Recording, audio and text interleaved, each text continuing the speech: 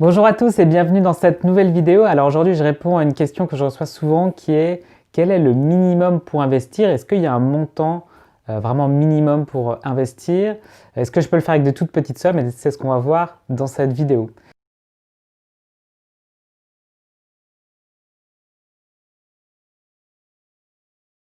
Alors la réponse c'est oui, il est tout à fait possible d'investir avec des petites sommes. Et en général, quand on me recommande quel est vraiment le minimum pour investir, je dis à peu près 1000 euros. Mais il est même possible d'investir avec moins et sans pour autant faire un investissement qui ne soit pas performant, bien au contraire. Alors c'est vrai que si on investit des toutes petites sommes, on va dire pour démarrer 500 ou 1000 euros, c'est vrai qu'on ne va pas pouvoir se tourner vers tous les types d'investissements. Je pense notamment à l'investissement immobilier en direct, ça va être trop cher. Mais par contre, on peut tout à fait se tourner vers de l'investissement en bourse et il y a des produits qui sont faits pour ça. D'ailleurs, moi quand j'ai ouvert le PEA de mon épouse, eh bien j'ai commencé avec un montant de 1000 euros et lorsque j'investis régulièrement, eh bien je fais des achats de 1000 euros et on va voir ensemble qu'il est même possible de faire des achats pour des montants beaucoup plus faibles.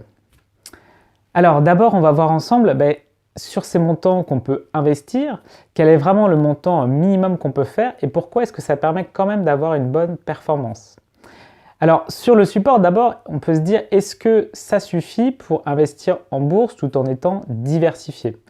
En effet, il serait très risqué d'acheter uniquement l'action d'une entreprise et si on prend l'indice français très connu du CAC 40, si vous voulez investir dans les 40 plus grandes entreprises, eh bien ça vous ferait 40 lignes d'actions à acheter et bien évidemment 1000 euros n'y suffiraient pas.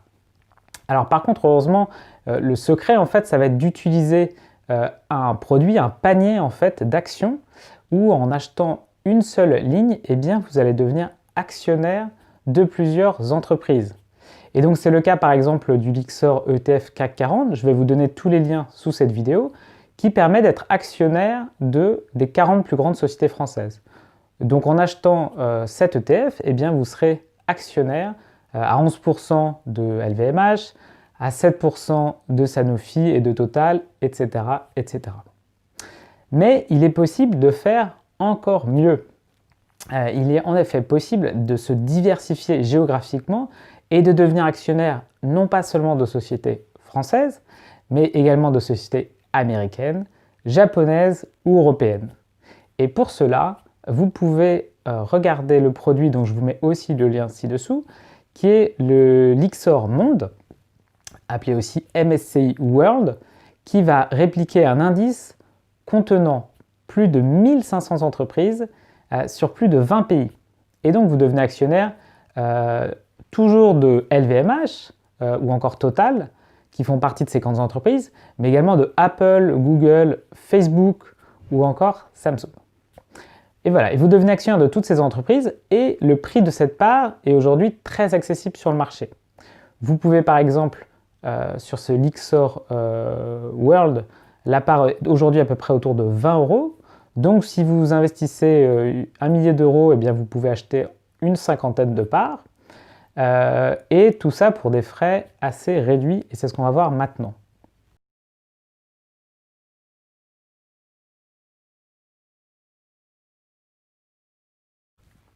Alors les frais, quels sont-ils aujourd'hui? Eh bien on va voir qu'ils sont assez faibles finalement, compte tenu du fait que c'est un investissement sur lequel eh bien, vous n'avez pas de locataire à gérer, vous n'avez pas d'achat ou de vente à faire, vous n'avez pas à suivre en fait les sociétés qui composent cet indice.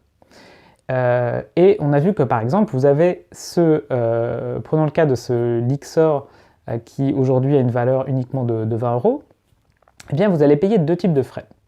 Le premier type de frais que vous allez payer, ça va être des frais de gestion que vous allez verser à la société qui émet ce tracker. Et aujourd'hui, pour cette tracker en particulier, parce que ça varie selon les produits, ils vont facturer 0,45%.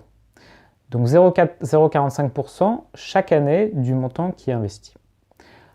Alors on va voir que ça c'est possible d'être optimisé. Vous avez certains trackers qui sont un peu moins chers. Donc vous avez par exemple l'équivalent chez Amundi qui lui ne va facturer que 0,38% de frais. Il a par contre l'inconvénient de devoir être investi sur des montants un peu plus élevés parce que la valeur de sa part est aujourd'hui autour de 340 euros. Donc il vous faut au moins 340 euros pour acheter une part et 680 euros pour acheter deux parts et ainsi de suite. Mais c'est un très très bon ETF et moi je l'ai moi-même dans mon PEA. Alors quelle performance on peut en attendre? C'est ce qu'on va voir maintenant. Sur le long terme d'abord, on va dire que les actions c'est un des placements les plus performants et généralement avec l'immobilier ce sont les deux types d'investissements que je conseille pour construire son patrimoine. Sur ces actions-là, sur l'indice Monde, historiquement, en tout cas sur les 20 dernières années, c'est un indice qui a fait à peu près du 5% par an. Et donc si vous déduisez les frais, eh bien votre 5% de performance, eh bien, il devient 4,55%, hein, si j'enlève bien les 45% de mon Lyxor. Donc c'est des performances qui sont tout à fait intéressantes. D'autant que vous n'avez voilà, pas de gestion à faire. Tous les achats et ventes de chacune des actions qui composent l'indice sont faits par l'émetteur. Alors les derniers frais que vous allez devoir payer, ce sont les impôts en fait.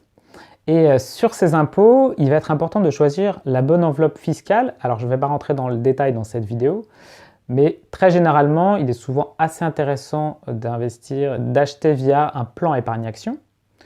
L'avantage du plan épargne-action, c'est qu'au bout de 5 ans, eh bien, vous n'aurez pas à payer d'impôt sur le revenu sur vos plus-values. Vous paierez uniquement les prélèvements sociaux. Donc ça, c'est un avantage qui est du coup très important par rapport au compte titre. Et puis l'autre avantage par rapport à l'assurance vie dont on parle souvent, c'est que là, vous n'aurez pas à rémunérer l'assureur. Donc vous n'aurez pas à payer des frais de gestion annuels à l'assureur, ce qui grève la performance. Alors en conclusion, donc, vous voyez qu'il est en fait finalement tout à fait possible d'investir avec des petites sommes, même avec 500 ou 1000 euros, parce que pour ces sommes-là, vous pouvez ouvrir votre compte et acheter des ETF.